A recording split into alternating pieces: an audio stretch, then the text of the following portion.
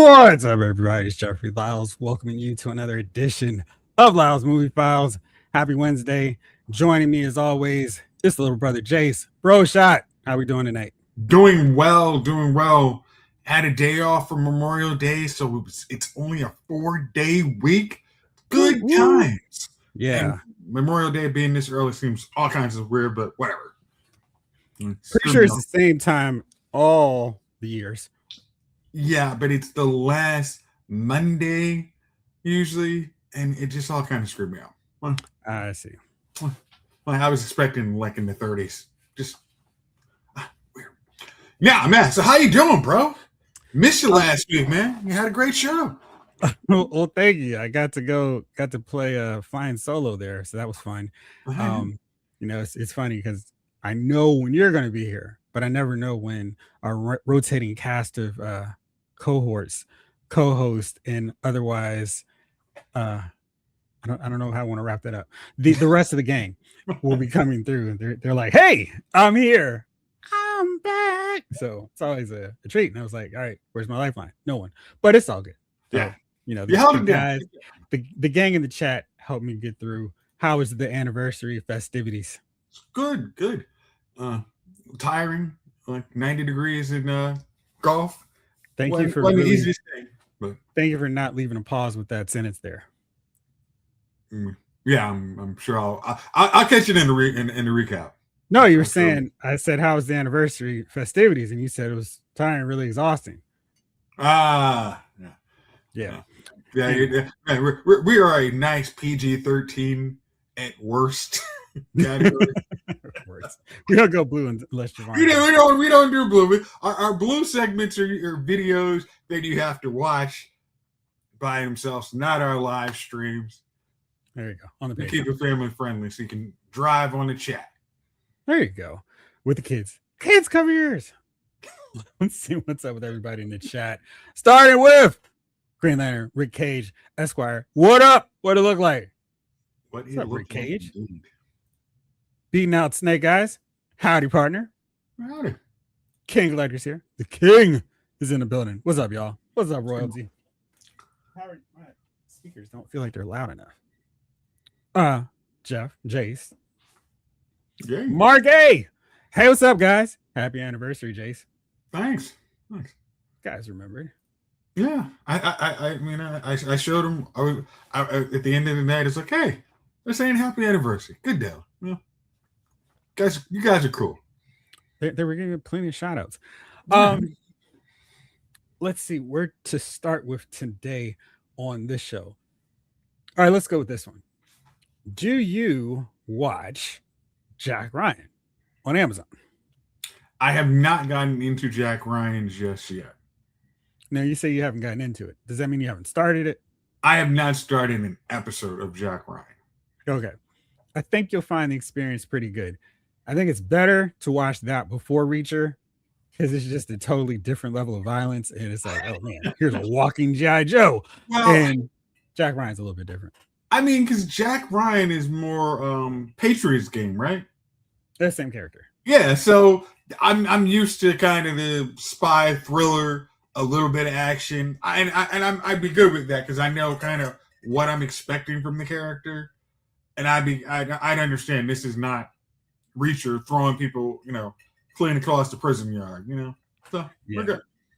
John Krasinski is really good in the role, and when they announced that he was going to be the star, I was like, I mean, they've had plenty of Jack Ryans over the years, so it's not like he's the one and only. And oh man, you can't beat out Harrison Ford's portrayal. It's just like, okay, whatever. Mm-hmm. And when we were watching the movie, my sister-in-law went, "Oh, there's Jim," like from his role in The Office. But I don't know. I feel like if you weren't diehard into The Office, you'd probably see him a little bit more as this action hero. I think he does a good job. He pulls it off very much like an everyman kind of hero who's competent but isn't a superhero. So yeah, because I knew, I guess I've seen, as I said this, I'm a straight Office snob. I've never watched an episode of the US version. I watched 5 minutes of it and it's, oh gosh, you guys are painting for laughs, crowd. I mean, laughs. Like, no, give me the UK Ricky Gervais. I'll stick with that. But I liked him in Quiet Place 1 in 2 seconds and 2.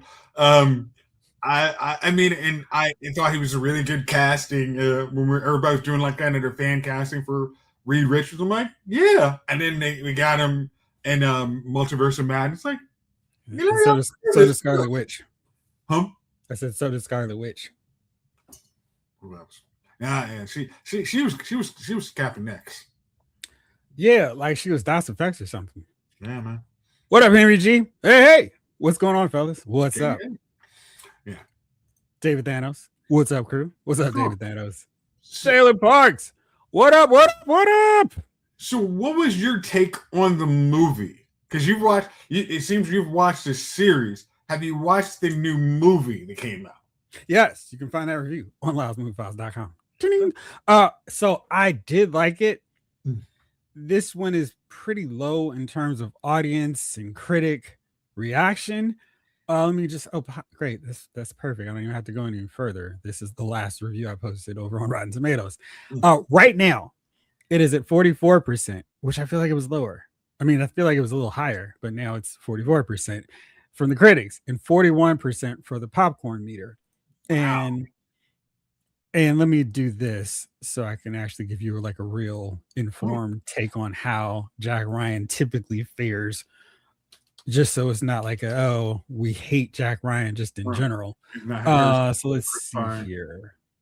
I like the Chris Pine one too, but now I didn't see that one. So season 1 was 75%, season 2 70%, series 3 82%, season 4 94%. And that was billed as the final season. So it's one of these deals where, you know, I still haven't watched season 4, and I'm not quite sure if I ever watched season 3 yet. But it's one of those deals where I think the reason why people don't like it is because if you grow accustomed, this is going to be a perfect segue for later. If you grow accustomed to watching a season with 8 episodes and they're 44, 46 minutes each, then you can spend a lot of time delving into character backstory. You can tell more background. You can set up a more intricate villain plot. You got a lot more meat on the bone. When you take that down to a less than 2-hour movie, some of that nuance that if you've been watching the series is going to have to get shelved. Not to say you couldn't make a good Jack Ryan movie. It's just harder for audiences who've watched 4 seasons. And like I told you, outside of season 1 and 2 being flipped, every season got better in terms of the critic and audience reaction. Excuse me. That belt has been like fighting to come up. And but I thought it was entertaining. It couldn't be as good as one of the, and I only watched the first 2 seasons now I think about it. It wasn't going to be as good as those seasons, which had more time to really build up the villain. But I thought in terms of like a quick hit, hey, here you go, all those characters you like, one more time. So I thought it was fine in that sense. And I didn't quite understand why it's fared so poorly with audience and critics. But it's just how it goes so far. I mean, I think you hit it right on the head. It's hard to shrink a potential book into, and again, I don't know if this is based on a book, but a book into a movie after, just kind of how Harry Potters are probably going to be really good on HBO streaming because it's going to have a whole season to tell a whole book. That's just going to be a whole lot easier than, hey, we have to figure out these really good moments that are cool. Because I thought, I liked the Da Vinci Code, but I didn't like the movie as much because I think they just it was a little ambiguous what the ending was in the book. But you guys I don't think you guys are smart enough to figure it out, so we'll tell you exactly what it is. But I like Angels and Demons. I thought that was really good as a movie, even though I like the book a lot. But I don't know how we all have they took out too much to make this movie, and we're all going to kind of give us all the flesh on this bone that we're used to. I think it's going to be really interesting when the Harry Potter series come out, because I never read the books. and my full experience is with the movies.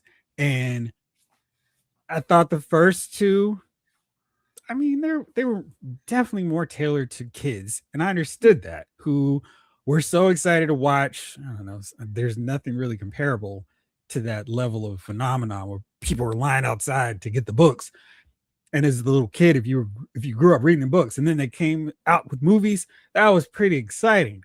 And for me, it was like these first two are a little slow. By the end of the second one, that's Chamber of Secrets at the Serpent's. Yeah, Chambers of No, Secrets. Sorcerer's Stone. Chamber of Secrets is the second one, right? Okay. I was like, oh, this now seems like it's about to pick up, as JR would say. And then I really enjoyed the rest of them. Like, I thought they were really good movies, except for Order of the Phoenix, which I was like, what's happening? What does this mean? And you know, and so I'm curious if I will enjoy the show as much as people who grew up reading the books will. I mean the first two, I don't believe there's that much cut out. It's his aunt and uncle are complete jerks. I mean, you're gonna get that understanding they're jerks. It's not gonna be until, say, Order of the Phoenix, where you actually see that why that is. I mean, Order of the Phoenix is just complete criminal how much they took out of that book. But should they have made that into 2 movies too? Yeah, I think that would have made more sense to be 2 movies, because there is a crap load of stuff. I mean, but their ideas, how do we keep this thing going? We'll take out this part and then figure out a way to use it later on. It was criminal. That ride home after watching that movie with you was like, huh? What? Oh, it was hilarious. Wait, so Voldemort did what? Yeah, I cannot wait to see how these movies fare with me, because I mean, the seasons will fare. It might be interesting seeing it played out in a longer form. I already think, based on what you said about the aunt and uncle, I'm gonna get, like, I get it. They're terrible people. Like, I'm watching Leslie on Beyond the Gates. I get it. She's a jerk. After the show's over, I gotta talk to you about that, because I'm catching up. So love it. All right. Jamelin says, Jace, you can keep your so-called office snobbery. I've watched both. I like British humor, but I think the 2 different office shows are fairly equal. I just relate to the American characters. Maybe it's because I saw it first. Yeah, I saw the British one first. How did you see the British one first, by the way? Because we had cable, like, what was it? At that point, no, because we had the DVDs. Oh, you were real snobs. Oh, we were totally snobs. I mean, if you could have given us a Brit box, we'd have been, like, sold. But yeah, it was just to me, it was just the laugh tracks versus. I enjoy shows that don't have laugh tracks a whole lot more, or studio audiences, so I can laugh when I want to laugh versus being told, this is the setup joke, you're supposed to laugh here. I mean, that's why I like Scrubs so much, because does not have. It's you laugh when you think it's funny, not ha ha ha. Oh, this is the funny guy coming in. Oh, okay, here you go. So you like coupling more than Friends, huh? I mean, I haven't seen Coupling. Friends is ridiculous because Matthew Perry was freaking hilarious. And God, I'm gonna say Phoebe, but Lisa Kudrow, yeah, they had actual funny characters who were able to drive the show. Versus, okay, we'll try and spoon feed you here. Go. So I of course did not remember the name of that show, and so I see this headline: BBC viewers recommend British version of Friends that is totally addictive, and the main picture, the main image is our guy Rick Grimes, which is hilarious to me. Hilarious. I mean, again, every time you watch, what is it, Love Actually? Every time, and then you're like, oh, freak, Rick. Like, how is this possible? Yeah, it's, I mean, not just him. There's like, we have so many people in there. Blake Tarpley's here as well. Stop the presses and pause the show till I get back home. Where you at, Blake? What's up, Jeff? Jace and Movie Filers. Jeff with a fresh to death haircut. Yeah, I literally got it right before the show. I was pretty happy about that because it had been a Nice. minute, and it was like, oh, so very happy about that. The Office didn't have a laugh track. It was a Fox documentary. Remember? I said Fox. Faux Oh, documentary. oh, Yes. yes. That's what Fox is a totally different network. a Fox documentary would have been. Yeah. The Office. Rick, exactly, man. It is funny just because like all these different characters from other stuff is like so bizarre. But I love actually such a great movie, and that is one alongside Empire Strikes Back that gets watched every year. Never fail. So Yeah. anyway, That's on definitely Christmas list. I mean, Christmas movies. yeah, steady rotation. So let's get into it. Did you take advantage, Carl? Exactly. Oh, almost as good as Walt. Let me know if you got that reference. Let me know if you got that reference, guys. Yeah. So did you take advantage of my generous offer? I tried to take advantage of your generous offer.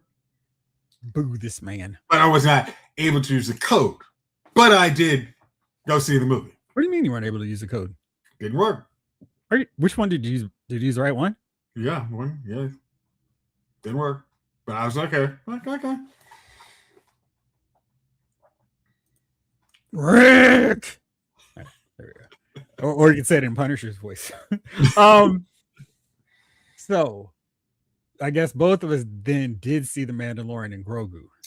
Correct. Nice. How did you watch it? I watched it in 3D. Nice. IMAX or no?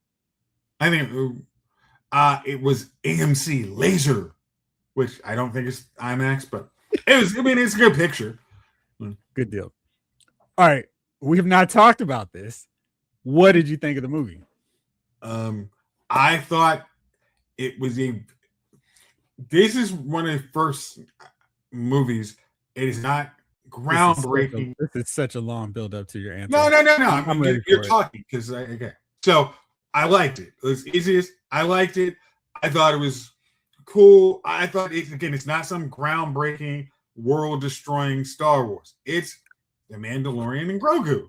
It's again the biggest complaint people are going to give you on this movie is it could have been a season. Yes, it could have. It's not. Embrace it for. I mean, that was it, going back to how Jeff started the show. This was a show we're used to seeing streaming and having longer time to play out. If this was a season, there's a whole lot of stuff that would have been played out a lot further. But it wasn't, and it was enjoyable. I mean, I'm actually was glad to see how the audience reacted to it versus the critics, because the critics were, I didn't even look at them. It was just, I'm gonna go in this one clean. I get where you guys are going to, your probably gripes are going to be, and I watched and went, this is a fun movie. I mean, I there was like a family that walked out in front of me, and they were like, this is fun. It's like exactly like this. How was the family? Probably was it like a dad and maybe 3 of his kids. How old were the kids? I guess that was more of my I'd say maybe 7, 8 around that time, around that age. And this is what movies used to be. You didn't have to go in there for this deeper meaning or what anything. It's like, would you have enjoyed this? Similar, kind of how when we were kids, E.T. I wasn't looking to see really what's Elliot's meaning in this scene here. It was E.T. Look, he gets to ride on the bike. It would have been all these complaints about, oh boy, the product placement of Reese's Pieces is just ridiculous. God, this is ridiculous. Oh my gosh, how much is Pepsi paying to be in this movie? It was. We're having Grogu and Mandalorian doing their thing. We had very cool. The fight scenes were really good. I don't want to spoil this for anybody who's not seen it yet, but man, that first scene, I was like, all of these complaints now have completely lost credibility with me, because that scene alone, I was like, yep, I'm ready for this movie. Bring it on. And Yeah, I it was mean, really fun. it's okay. This is gonna be some little boring thing. It's nope. But I mean, in that your complaint there, that's out the window. In that first probably 5 minutes. And I'm not gonna spoil anything. I my favorite part of the sequel trilogy is those Anzellans, those little Mm-hmm. not droids. They fix everything. I don't know why, but I find them hilarious. And wherever we see them, I'm like, huh, because they're just like random. They don't talk in full sentences. Like, yeah, we'll fix this. Hey, go, baby. They crack me up, and they have me laughing in the movie. And I was in the theater. I went in. It's maybe like it was a early afternoon. It was like a 2 o'clock screening, so there was like I want to say like maybe 12 people there. But the later shows, I just was looking like out of curiosity. What was the 10 o'clock show? The 10 o'clock show was pretty packed, and I was like, oh, I'm the only one laughing. I guess I'm the only one enjoying this. And as I was leaving, the people were going, no, it was fun. I was like, okay, because I was just like, it was like, oh, no one else is laughing. That was weird because I was like, these guys are really funny. And there were other parts that I thought were supposed to be funny, and I laughed, and I really enjoyed it. And the fight scenes were fun, and I really liked that they didn't rely on, hey, let's have this character pop up or this one. It was just, here's Mandalorian and Grogu, and we don't have to have the whole battalion of Mandalorians coming through. Made Mando feel special again, and I've really enjoyed it. And this was one where I'm just kind of puzzled why the critics were so far off from the audience on this. I went over to that one. Right now, it's 62% freshness, so it's up to the fresh category, and it's 88% audience score.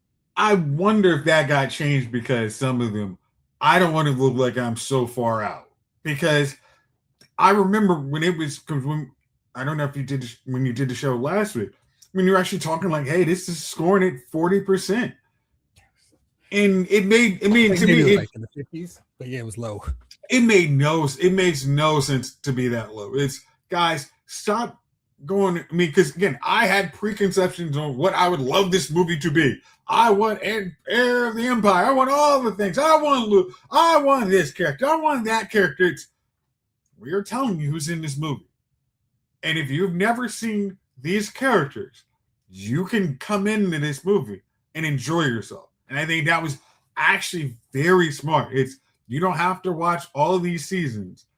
As much as I say, we talk about you have to do this homework, but this was, you don't. So enjoy it. And it was very much, here you go, enjoy. And they did a really good job. I think this, it was a top grossing movie in the world. I think it will probably carry on for until He-Man. Yeah, there's nothing this weekend. This is absolutely going to be number one at the box office. The only real question is how low it's going to drop.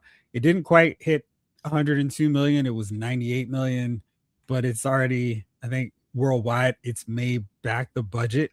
Which is good. And they didn't bloat it up. That movie was cheaper than Accolade, which again, that's the bad of Accolade. It was just too much budget for too little show. This was, hey, leaner, meaner. We can do it. Yeah.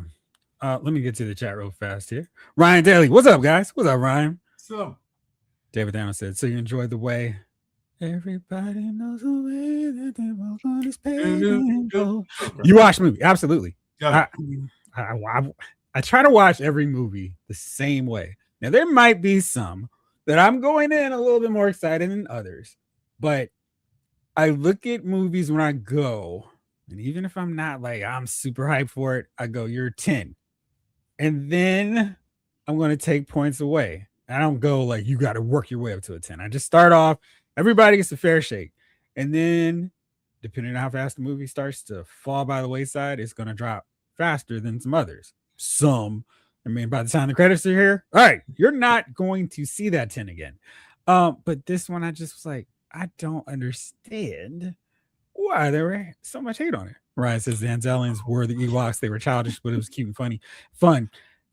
I don't know what it is about them. They're just goofy. And again, I'll defend the Ewoks to the end because they were some stormtrooper murderers, and they didn't have funny blasters. They were just like, yo, let's just take this little bone and stone axe we got, and let's take these trees and collapse their skulls in. And I'm here for it. Anyway, quite vicious characters. I think what the good thing about with the new regime of Star Wars, starting with Jon Favreau, it's like, hey, we can do stuff we can actually make funny stuff. Like we can make characters super serious. We can have they're super serious over here, but we need to have characters that are just fun. Me and Dylan are just little fun, little cute little characters. And if you saw somebody have that on their desk at work, you'd be like, yeah, they're fun. You're like, you're not, it's not some deeper conversation. Well, they really weren't the main characters of the show. Like, you're just like, really, they were so, they were actually a cultural appropriation. Like, no, it's just like, man, they're just, like, these are just little funny dudes. Enjoy yourself. They got regular sass accents. Like, don't even, just like, enjoy yourselves. Like, I think they're so hilarious. Yeah, my favorite part of sequels. Margay says, I'm Max, you Max, we all Max for HBO Max. Sometimes. Jamlin says, I love analyzing movies and diving deep into the lore franchises and adaptations like most of us here probably do. But I think it's a shame that a lot of people nowadays just can't just enjoy a fun movie at face value before overthinking it. Two things can be true at the same time. And also, not everything you don't like or isn't fully explained is a plot hole. Plot hole and plot armor are overused phrases that way too many people parrot because they heard it online in a rant. Yeah, man, it is. It's yes. One thumbs up on that. Yeah. It. I'm trying to remember when we were talking about Us way back when, and how Gunnar was talking about all the think pieces about it. I'm like, gosh, why do movies need think pieces? Why can't we just like it? And we have another friend who was like, oh man, I really love this movie after I read all the stuff that I didn't get when I watched it. And I don't know, I feel like sometimes we get so into the weeds and we have to validate our thoughts and opinions on stuff with the masses before we go, I like that movie, or I hated that movie, I hated that show too. And I think that's where the whole breaking down stuff, like, here's me, the horn toot, dude. I try to write my reviews in a way where it's just like, listen, I'm talking to you. We're having a conversation and you can't interrupt. Basically, that's how I'm writing my review. And I'm not going to pull out Webster's and go through every big word just because I can. We're just talking about the movies. It's a one-sided conversation, but this is my thoughts on the movie, the show, the figure, the comic book, etc. And I feel like sometimes people online like to go, let me impress you with all of these words I use, and let me break down every aspect. Like, really, what was the meaning of Grogu putting the cookies behind on his right shoulder? Is this a subtle nod to the samurai warriors who drew their blades from? No. Hey, I think him and the cookie bits is funny. That's it. I don't know if that started after M. Night Shyamalan, Sixth Sense. I think everybody kind of, there's so many more deeper meaning, because again, it's a good movie, and most of us would love to watch that movie for the first time again, and just because you can act like, I totally saw it like that, because everybody in the audience, there's nobody, you know it's about to happen. So everybody's, shoot, that is almost, we try and take that joy away from everybody, so they don't watch. Because like Us was really good, and then here's these other components you can get if you see what they were going for, and that's interesting, but I'm enjoying the movie, and there's some symbolism here. Yeah, I get it, but I'm enjoying the movie, because if you can give me all the symbolism and all the other stuff you want and backstory, but if the movie sucks, I don't care. I'm not gonna watch it again. Like, look, there's that. Yeah. Let me watch this. Like, it sucked. Like, what was it? Going back to, I guess, a couple of weeks ago when we were talking about Scarlett Johansson's worst movie. Under the Skin. You could tell me whatever the hell that movie was about. I'd still say the movie freaking sucked. I'm not gonna watch it ever again. But you could, oh well, that was a allegory for this sucking. No, I'm good. It was an allegory for a terrible movie. Forget it. Forgetting Sarah Marshall. All right. Ryan says, my 8-year-old's review. There were 100 people shooting, and they couldn't hit the Mandalorian once. He should have been shot so many times. So I guess I show him Saving Private Ryan now. Absolutely. Traumatize him. It is still Memorial Day weekend. And I mean, sort of week. I mean, they're stormtroopers. Deep at the core, they're still stormtroopers. And as has been well established, unless they're surrounding a Jedi who can only block so many, they're not going to hit their goal. Remember, that was the clone troopers based off Jango Fett. The training is actually, training program's gone down every generation since. I mean, what was it? If they are not shooting Jedi, they got to, hey, that's the model they've understood. How, like, if you watch Maul, they can at least aim in the right direction. Anybody else is kind of dicey. I mean, even the dad kind of avoids a couple extra shots. Probably should. Okay? So the stormtrooper, hey, it's just to have them in the armor. That's the scary part. Yeah, the Yelp reviews for the Stormtrooper Training Academy are at a 2 out of 5. Would not recommend. My aim has not improved since. Listen, Henry G says, The Mandalorian and Grogu, I loved it. I love it. I think I'm gonna go see it again this weekend. Yeah, it was. I think this is one where I wrote in my review that it did. This was like a slight complaint because I didn't care that it felt like it was watching 3 really strong episodes of the show, and the way they were going big with those fight scenes, I was like, yeah, this might have been the season finale fight or one of 2 really good ones. But I felt like we had like 5 or 6 of them in this movie. And, part of what you do with having a show is you spread that out. But this is just like, here it is. And I thought they were some really big, elaborate fight scenes. Who was your favorite character? Mine was Rada. But, I mean, other ones, I wasn't expecting to like. Yeah, I really like Rada. Good shot, baby. I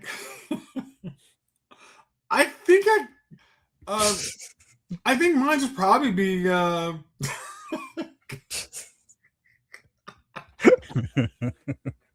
Imbo has a cool hat. Yeah, I like Imbo because Imbo was he very much in the old tradition of Boba Fett. He's a man of limited words, but he gets the job done. So like, you know what? I'm good. I throw my hat and right. Look, you know what's coming. Him versus Kung Lao. David Thanos. Gotta love those movies where there are a lot of gunfire and no one gets hit. We watched Mission Impossible. We watched John Wick. I don't know why the stormtroopers are the only ones that take it because they can't aim. I just watched Ballerina. like nobody has a. I'm sorry. Was it Ana Diarmas is small and compact, which probably means it's harder to hit her. But eventually somebody hit her. Okay. Hey, listen, she's not running around like Rick and Stark. Straight line, straight line, straight line. Oh, I mean, once she actually graduates, you see the whole club is full of bodies. She's put down. Like, okay. Yeah. Mark A, haven't seen the movie yet. No spoilers. We stay on this cone of no spoilers for at least the second week, but I'll see it soon. I just thought it's funny the reviewers that were griping about this Star Wars movie are the same ones who might what about all the other ones. Yeah, Jamlin, it's the Force. Give the stormtroopers a break. They're feeble minds. Dude, Thanos. It's like they had that one trooper from Spaceballs, right? We ain't seen.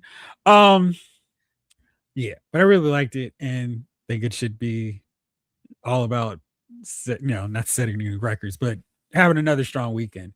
And think it's gonna? Do you think is the box office going to decrease or increase? It's going to decrease. It was interesting because last week the number 2 movie was Obsession, and this is like a really smaller scale horror film. But it actually made more money its second weekend than it I mean, yeah, made more money the second weekend than its opening weekend, which is crazy. That's not gonna take down Mandalorian and Grogu. And Michael was number 3. Devil Wears Prada 2 went down to number 4. And so, I mean, the other movies, were kind of competition are long in the tooth on the box office besides Obsession. And what's coming out next week is no competition. So it's going to decrease because that's what happens with this. But I think it shouldn't have a major drop off. I know that some people, because I've seen some comments, I'm just waiting for it to get to Disney Plus, which of course is one of those things where you can't put that back in the bottle because everybody knows it's going to come to Disney Plus at some point. I think they should wait as long as possible, and maybe around November, maybe October, so then I can buy the 4K Blu-ray on Black Friday. Well, we'll talk about another thing that is getting released on Blu-ray that was unexpected to me. I think it took a long time for Fantastic Four to get on Disney Plus. I think they would be to retrain the audience. Hey, it's not coming out soon. It's not going to be a 90-day window. It's going to be a 6-month window. And yes, some of you have patience, but I bet you really don't. Most of you said, "Oh, I'll wait for it." Really going to get annoyed if you see we said, "No, we're going to actually extend the windows from now on." You have the 90 days to watch it in main theaters. Then there's another 90 days to put it in, kind of the smaller market theaters. And then we'll put it in there. Where are these smaller market theaters nowadays? Marlow Heights.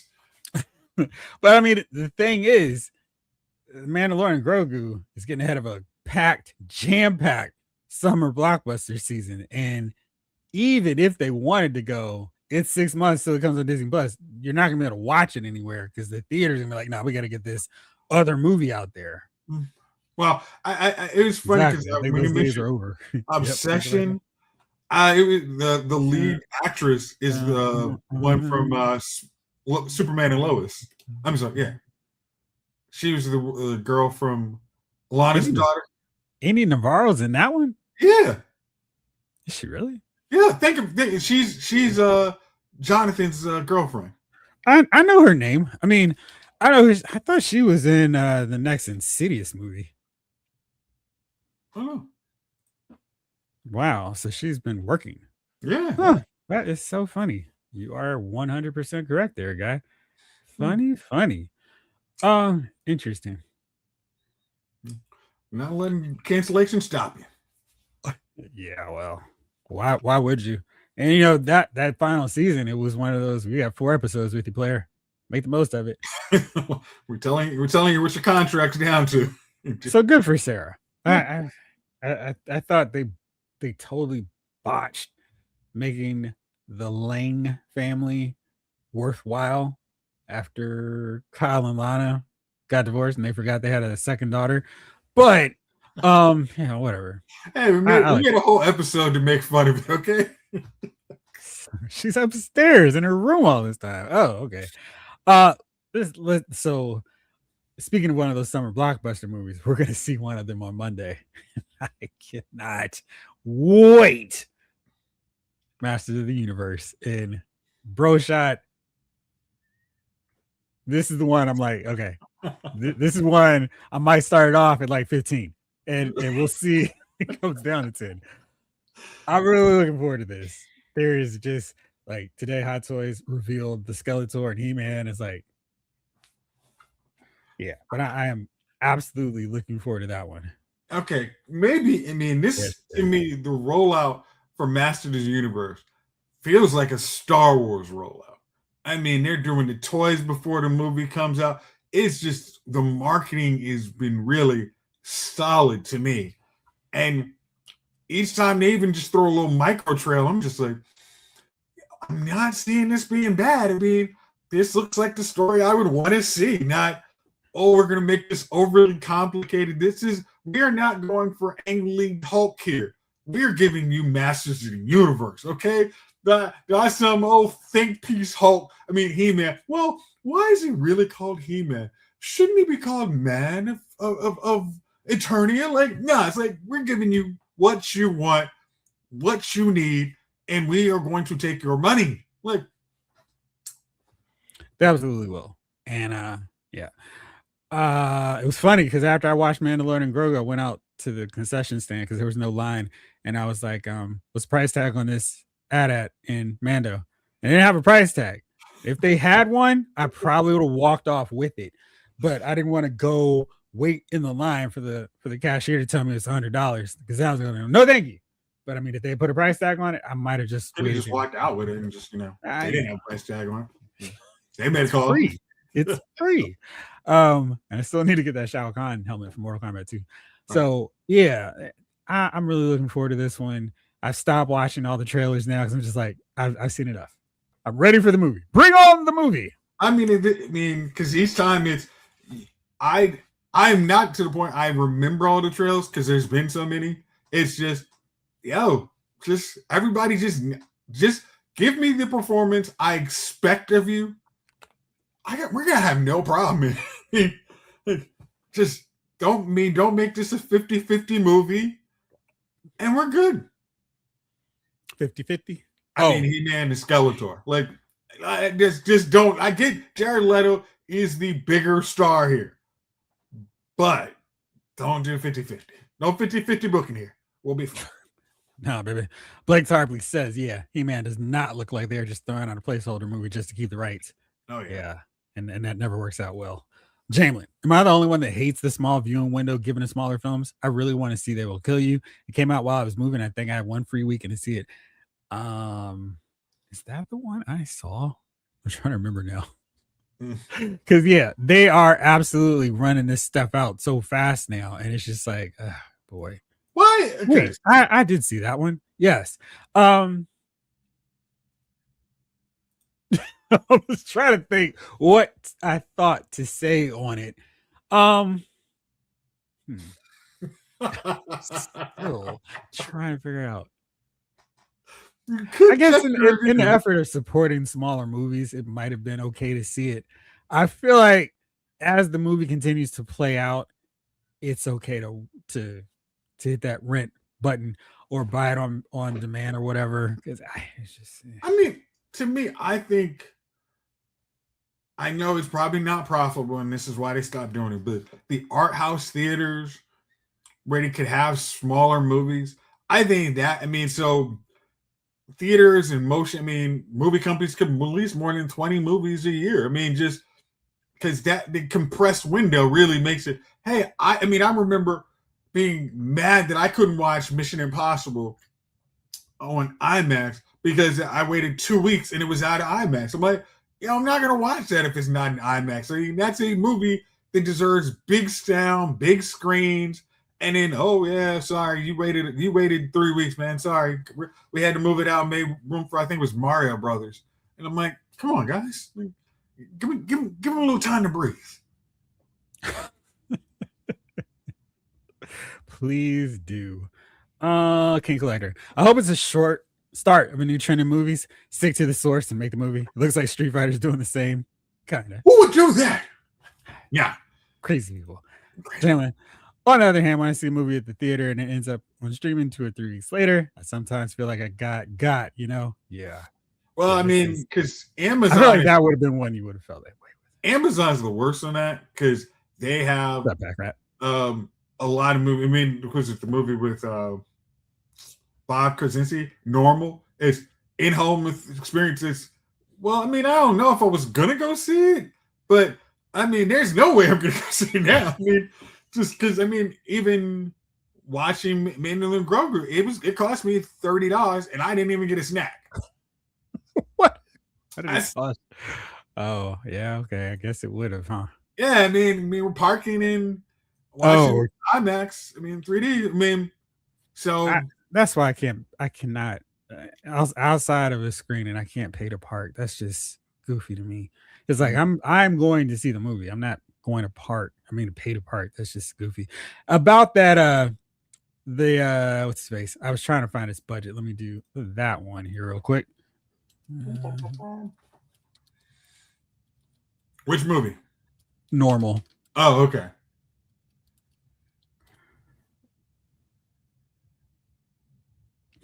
Okay, so the budget was $6 million. Care to hazard a guess in terms of how much it made at the box office? Uh, I will say 2 million. So, because I'm pretty sure they didn't spend a lot of money on the promotion of this movie, They did it not. it might have broke even because according to Box Office Mojo, it is 5.9 million. So, I mean, but that's the crazy thing is, hey, I mean, and that's what it made in theaters. But Amazon, you could rent them. I mean, it was like in home. Would you like to watch it? It was like, oh well, I guess I'll just watch it home, like, and spending the money. And I don't know if that counts as box office, but it probably doesn't. I mean, I think they kind of recalibrated or requalified or reclassified it. That's the word I was going for after COVID. So movies where that gross is not all occurring. I mean, because it really, I mean, we were getting on demand. It wasn't like that was a new thing, but that, hey, let's get it out quick. I bet Normal could probably make another million or million and a half from on demand buys. And then, hey, we've made a profit. I mean, this is from Magnolia Pictures. I don't think they're expecting this to make $40 million. So for them, you pay $6 million to make the movie. They didn't have any ads during the NBA Finals. They're okay. So I think basically breaking even and anything else they make at this point is a profit. I don't know. Could be worse. After Nobody, I think everybody seems Bob. I do not know how to say Odenkirk a little different. He's not. Oh, that's Saul. It's okay. He's the kind of not action guy, but he does pretty good action. And I saw Normal's little trailer. I'm like, yeah, this might be cool. I mean, I'll pay $20 to watch this here and see where it goes. Of course, I haven't paid for it yet, but that's the next step. I'm looking through this list of small movie theaters near us. So they have one that has 6, and I can't believe this thing is still around. And it is that old school one that we used to go to. It still has 6. All right, now I'm curious. You talking about Marla Heights? Yeah. Oh, I mean, Marla Heights actually had Mandalorian and Grogu, and I actually was again. It was what was it? Saturday morning, Sunday morning, I guess. I was looking, be like, oh, these, it's actually pretty packed in here. All right, so this is exactly what you and Jalen were talking about. It's plain I love boosters, Mandalorian and Grogu, Is God Is, Obsession, Mortal Kombat 2, and Michael. That's a great mix of high-end blockbusters and smaller scale movies that you're not going to see all the time. To me, and also, if you were to time those movies right, you could watch different movies in a family and come back and be like, hey, did you enjoy your movie? I enjoyed mine.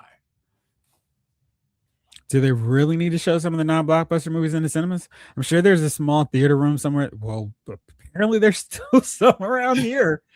Jalen says, luckily here in LA, there are a lot of theaters of varying size and clientele. The big movie houses may keep a movie for a month or two in the smaller rooms, but some areas only have one theater with like 8 screens.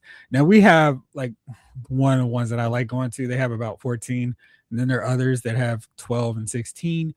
And you'll find that one that has like 14 or 16 will have those smaller scale movies in the smallest theater, of course. Mm-hmm. And they keep them around. It's just, even if they have it in the theater, they're not really pulling in a major audience. And it's one of those, like that infamous time when I went to see Joe Dirt, although that was opening weekend and no one was in the theater besides me. Wow. Oh man, you missed out on never mind, man. PG-13. So I think it's cool when they actually have it where you can have the smaller screens and just, hey, we're gonna have a smaller screen for a movie we don't think is really a blockbuster, but you can sit in here. I mean, you can technically rent out your theater and enjoy yourself. Versus, hey, if this movie doesn't make $10 million this week, we're kicking it out of theaters. Basically. Jalen says, I get your park. I get your point, Mark A. But that way of thinking is kind of killing the mid-level picture. That's why I get less rom-coms and quirky comedies. And I really think both of you are right because they don't necessarily need to have rom-coms in theaters. Because to me, when I'm watching, I mean, because the movie ticket prices are so expensive. Okay. Like if you were to go to see a rom-com at the 8, 9 o'clock show with a date, you're spending somewhere around $60. Maybe not that. Maybe it's $50 because you're not seeing it in IMAX. You don't need 3D glasses for it. But it's like, man, or you'll wait a couple weeks and Netflix and chill. I think though that they should put some of these rom-coms in theaters because that is a genre that traditionally did pretty well in the theaters. And that was that, all right, I got to do this one for my girl. And that's two people. And I mean, they put out some of these movies like The Devil Wears Prada 2 didn't have to be in theaters, but it's already made a ton of money. And because it's I mean, the Barbie movie, it didn't have to be in theaters, but it was an event. And I think some of that is because there's so few movies where it's skewing to a female audience like rom-coms traditionally were. And then they complain, nobody's going to the theaters. Nicole Kidman's telling me I need to go into the theaters, but they're not pulling in movies that bring in, let's say, 50% of the movie-going demographic. Okay, but you could do, I mean, and this was an option they were talking about years ago when it's, hey, we don't, instead of having, say, the rom-com played 10 times in one theater, because this is what I had to be cognizant of. It was some movies where, hey, we have a 11 o'clock screening and we got a 7 o'clock p.m. screening. Those are your two options. I think the rom-com, if you could lower the price for the rom-coms or some of these not big giant budget movies, because Devil Wear Prada, Meryl Streep's not going stream. It's like, nah, I don't do streaming China. Like my quote is real money. But say the movie, what was it, The Wrong Paris? I would not have gone to see that. But because after reading the review and actually watching, word of mouth would have made me watch that movie. Like, all right, let's see if this movie is really as funny as it is. Everyone tells me it is. I think theaters have to say, hey, we can go sell our rights to Netflix, the streaming service, or we can do a real small test audience and see where we can go. I mean, we don't have to go give it every way to streaming and nobody makes any money beside us. I think they just need to figure out the right balance of, the Avenger level movie, you can jack the price up for $25, but the rom-com, hey, those tickets are $15. Like, let's try and make this money. Blake says, I know in Portland theaters, a bunch are independently run, and they've had to resort to adding the big blockbuster Hollywood films in order to pay their rent. I think they extend it. Yeah, but I do think there is and they really have killed off rom-coms in movie theaters because I have a whole shelf of Blu-ray rom-coms and then I have another one of comedies. And now because they're locked behind Netflix, I'm not going to get them on Blu-ray to add to my collection. We just watched The Life List, and it was on Netflix. Movie came out last year, really good. And Netflix, as they tend to do, had a terrible teaser trailer for it on that. Hey, would you like to watch this movie as you scroll through? It was awful. I feel like they have somebody whose job it is to pick the worst possible clips of a movie to show as a trailer, because that was what got me with K-pop Demon Hunters. Like, this does not look like anything I'd ever be interested in. Watched the movie and loved it. Same deal with this one. I'm like, who is cutting these trailers to get people to watch it? There are so many better moments they could have used for that, and they just chose the most random, hey, this is a generic, goofy, because they don't cut trailers. They just cut scenes from the film. Yeah. And if nothing happens in that scene, it's just like, why? What? No. And I want to move on to all this other stuff you got here. And half the problem is it's not even the most exciting point of the movie. It really like we have Yes. 45 seconds to hook somebody. Just figure out 45 seconds and we'll go. I mean, jokingly, I think this weekend I was up watching, trying to find a movie to watch, and it was no, I'm just gonna go to sleep. I'm not. Y'all's trailers suck with half these movies I haven't seen. Like, The trailers are awful. And they really, really, really need to do a better job with it. If it's a movie like a horror movie or something where you can set up the suspense, they tend to do better. But those rom-coms are awful. And for Devil Wears Prada, do I think it's going to end up on streaming in 30 to 45 days? No. Right now, it's at 200 million. And internationally, even more so, it's 408 million. So worldwide, it's 609 million. And let's see here. wait, did you say 600? 609 million. Not really surprising. Again, I think as much as there is a female audience, like I don't get what Hollywood is acting like it's all surprised at. That there might be dudes watching the movie too. I mean, but like, so Barbie was like, oh, Barbie can make money. Like, why did y'all think this wasn't gonna make money? Like, how did you guys come to this conclusion that women are just all sitting at home eating their buckets of ice cream and popcorns and not spending money to go on movies?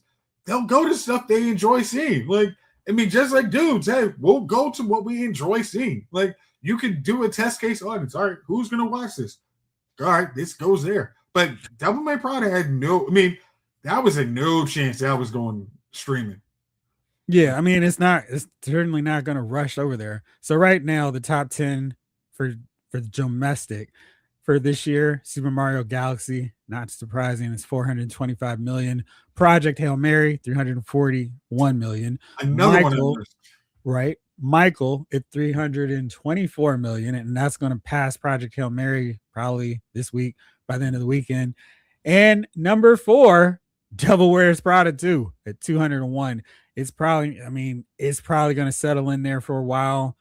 Other stuff is going to catch it and surpass it, but that's really good. That's why you do that. Hoppers is number 5 at 166 million. Avatar, Fire and Ash, what up, Snake Eyes, is at 154 million. That opened last year, December 19th, so sort of kind of 26 movie.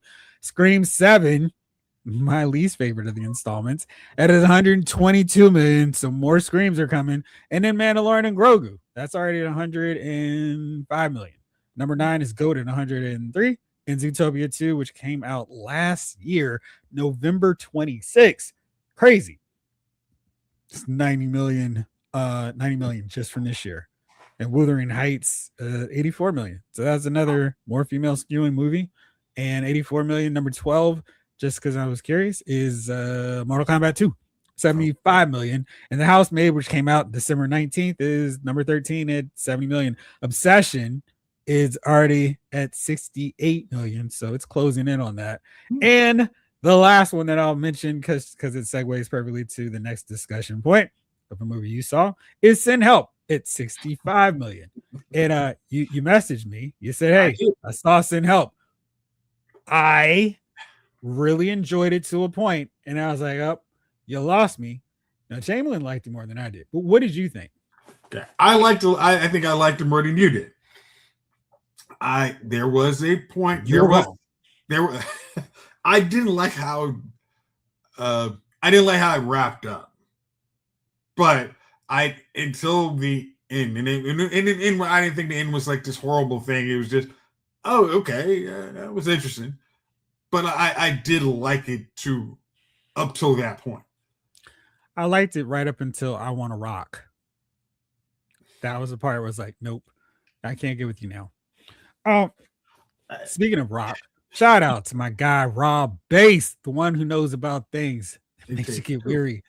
Don't jeer me, just hear me out.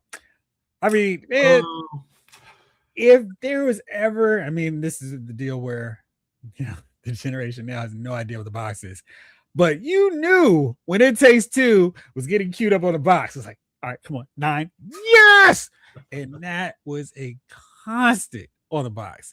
And I never got tired. Like there's some, I won't say one hit wonders because he had 2, But man, I could always listen to that, even to this day. It takes two to make it. If you hear that on the radio, it's not. Oh, God, that again. It's volume goes up. Right. Yeah. Doom, doom, doom, doom. All right, anyway. Okay. Oh, Though multiplex format can stand to have some of the smaller theaters on the end that just need a big wall to project on. Not as much as surround sound. That way everything gets airplay. Yeah. And I think that's what Jace was saying. Maybe reduce that price point a little bit more, but I don't think they will. And Now, maybe they shouldn't, simply because then you have this asterisk. Well, they didn't have it in the full theater presentation, and well, maybe they can benefit from all the extra money of the movie. I think Devil Wears Prada is a bad version of this, but I'm going to use it anyway. It's, hey, we'll use this one as the $15 price. Of course, the actors and actresses will be like, no. You're not going to give me the BS price. I want my full freight so I can get money on this on the back end. I don't want you to say mine's has the BS pricing.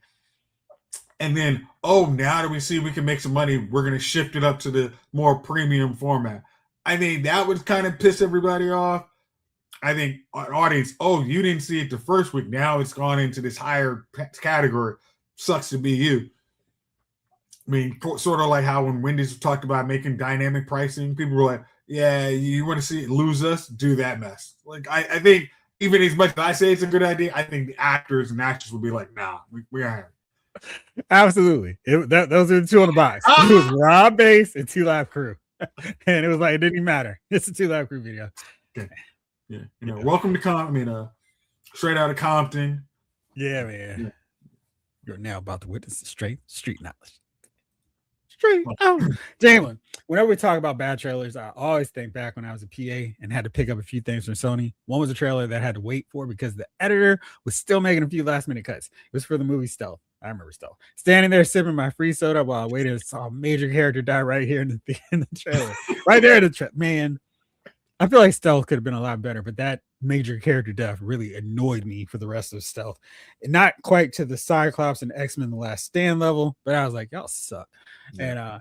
And is it spoiling if I say to this point? I was like, Lucas ain't your guy. And I don't know what's going on. But anyway. Which was Josh Lucas?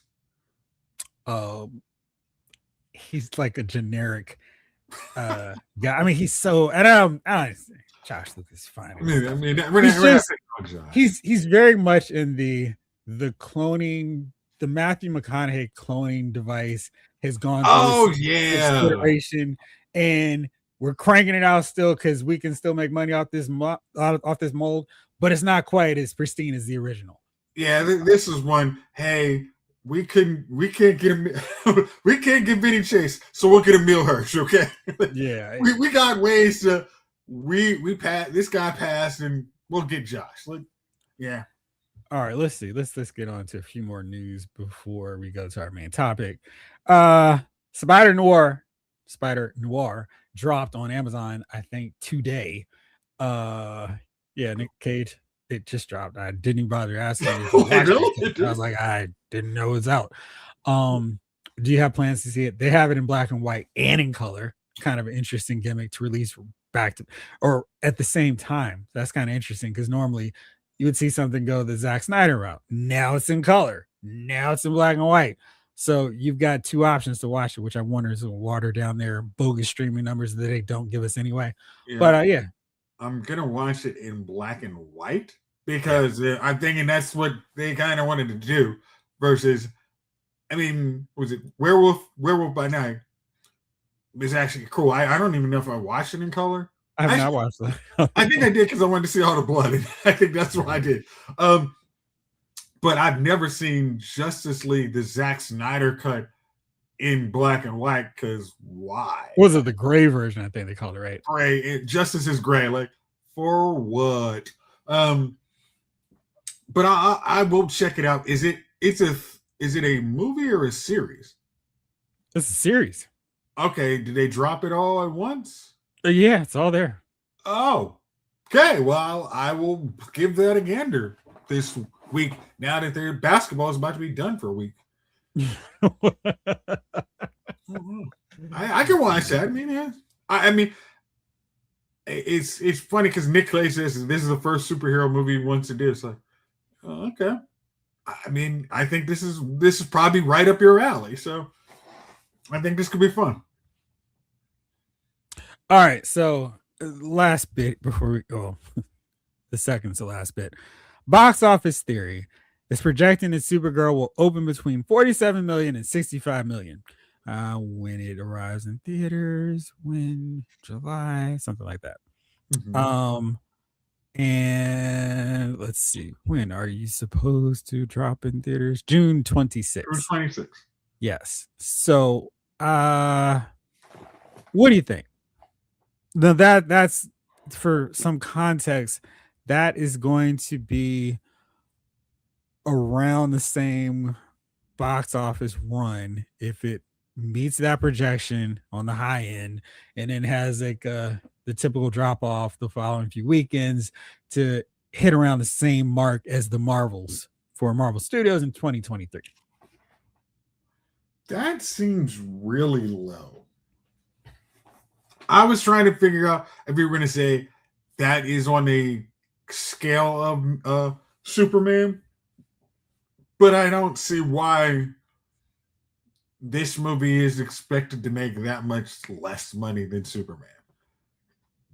I think Superman gave the comic book audience, hey, this is, James Gunn's working on this. He's not, it's going to be good.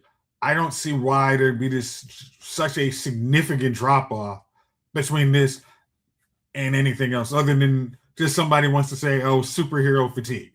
I think I don't see, unless I mean I'm maybe the pre-sales aren't as good, but I don't see why it would be that low. Is that what's coming on? The pre-sales are low? I don't think it's up for pre-sale yet. I don't know. This box office theory is just kind of. Are you excited about it? I guess that's the question. Going back to our questions. I think they have not done a great job on trailers. I think they're kind of the trailers on Supergirl kind of scattershot and not telling a story what I'm expecting. I mean, again, I think they need to do a better job on telling trailers on why I want to see this, because half the time is Superman in it. I mean, we see Superman's going to be in it. Oh, but it's her. It's Supergirl. Oh, it's Lobo. Oh, it's Supergirl and the other girl. I mean, it's why are we here? Oh, it's about the dog. Okay, cool. Stick with the dog. Just stick with you're trying. I work for John Wick. I mean, just tell me crypto. Got it. I will sign on. But I think all the other just pieces is, yeah, we know she's gonna fight. She's not she's not the Helen Slater version of Supergirl, which that was criminal. Okay, I don't know what you're thinking on that movie, but woo, we know we're not gonna get that ever again. So just tell us why we're coming to the theater. I think if anything, they're making a mistake, but I'm excited. I will go see it. We'll see what happens. I think that number is criminally underrated. I think 70 is probably more accurate. I wouldn't say that I'm excited about it. I am cautiously optimistic. I do feel like the movie has not necessarily. I said this before, like when it was announced, we don't need to do Supergirl right after Superman. And I feel like I haven't had time to miss Superman. I feel like the story, if you're going to do a Supergirl movie right after Superman, is the best one to do, just simply because it puts her way away from anything involving Superman, and she's not even on Earth. So from that aspect, it works. I still am like, yeah, but we just watched a really great Superman movie.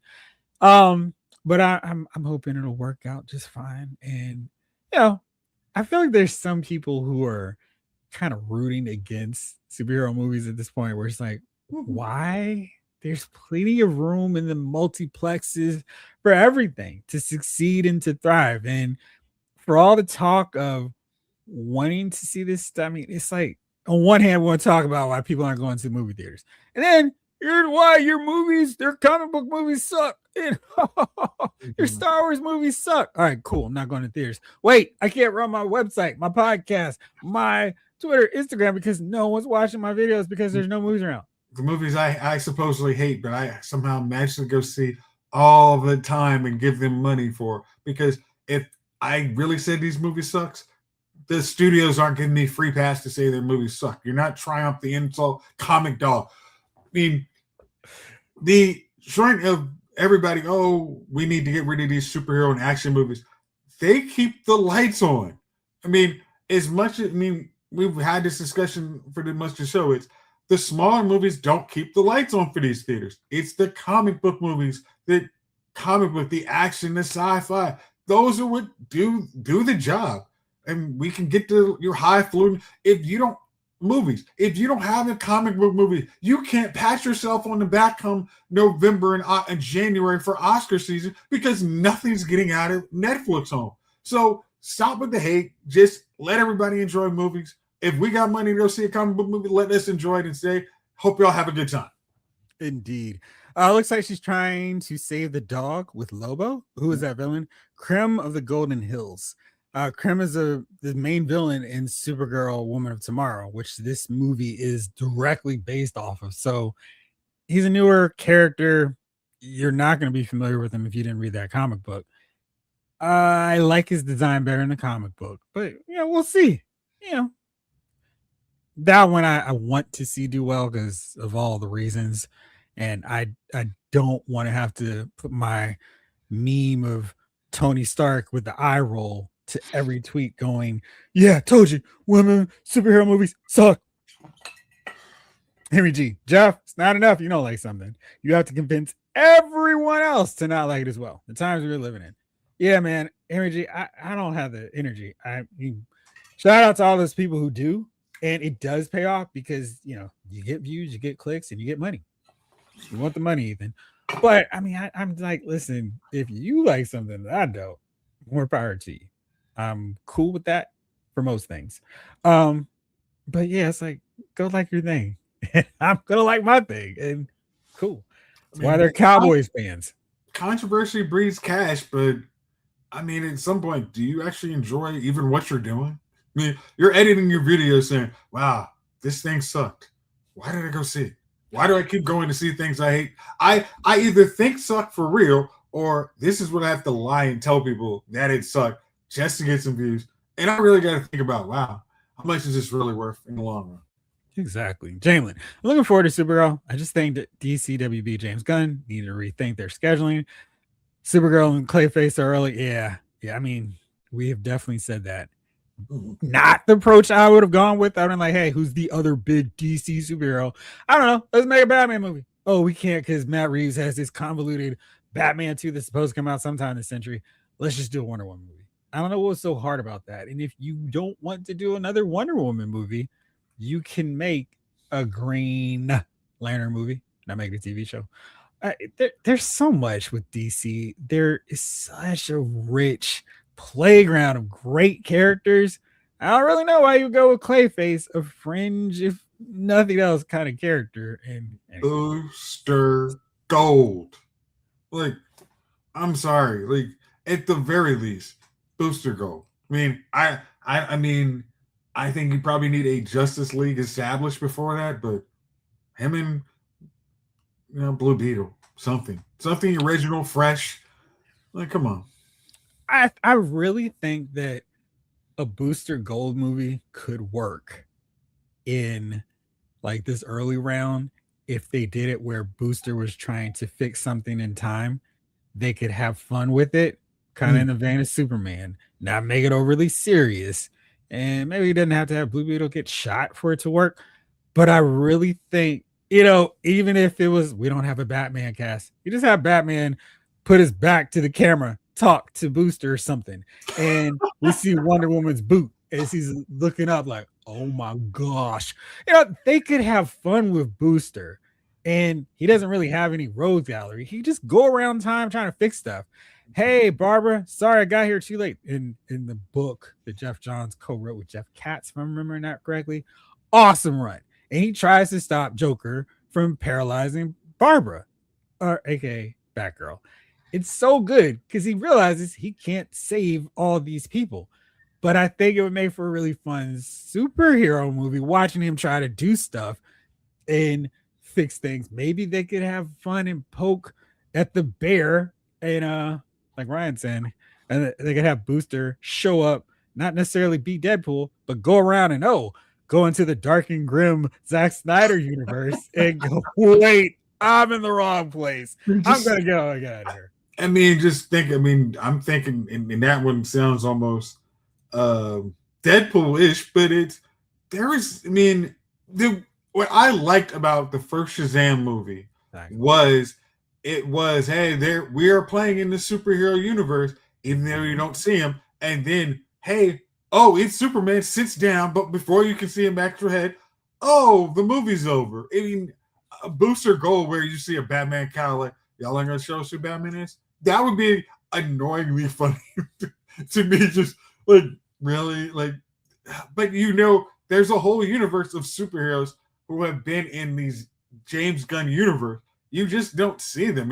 They've been doing their thing for years. Superman's been here, okay, and all these other people have been too. So getting to a Wonder Woman without having your Wonder Woman cast, Arena de Armas, but it was not Maxima. No, it's not her. It's Adrena or Jonah. Yeah. Yeah. But I mean, they could have fun with Booster, and he's talking to Batman, and it's Nathan Fillion, or maybe Nathan Fillion's Green Lantern. Like, wait, sorry, I'm in the wrong multiverse. And just if you want to say, hey, Supergirl looks like Guardians of the Galaxy, I would immediately 100% prefer Booster Gold to be the DC version of Deadpool than Harley Quinn, who I find obnoxiously annoying. But I think that could be something that could work. And he's playful. And I mean, his whole background origin, he was this Grace football player from his time.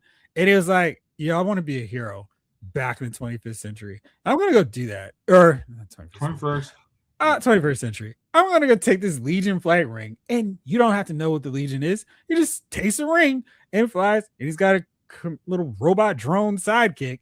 And he's trying to be a hero. And the drone knows the facts because he's not. Again, he's a football player who doesn't know all the facts. So his drone, Skeets, knows all the things. So hey, Skeets, what do I do? Oh, this is when that happens. Got it. I think the Smallville episode where they had Booster Gold was really good because it's Skeets, hey, I'm trying to be the hero of Metropolis before you are so I can get fame and fortune. And that is, again, I don't understand how this one's hard to pitch.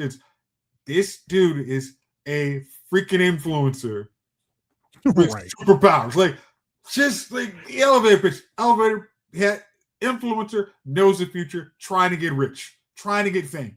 But I think there's a thing, and I'm going to go back to your comment real fast. So, Jamie, Booster took money because he wanted to help his dad out in his future, in the future, his past. So he decides, I'm disgraced. I'm going to go here and be a hero, like I really wanted to be, and I don't really know how to do this in the genuine way.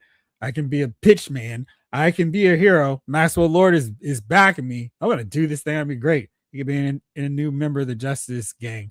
Mm-hmm. And we've already got Guy Gardner.